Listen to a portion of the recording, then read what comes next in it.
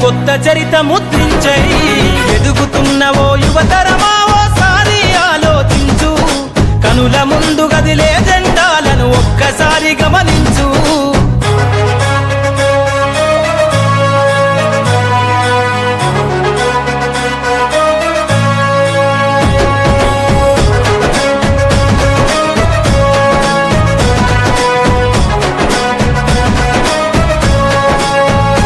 అందరి హక్కేర రాజకీయం కోరెను అన్ని వర్గాల ధ్యేయం యువత కదిలొస్తే సందేశం కోరుకున్నది రామ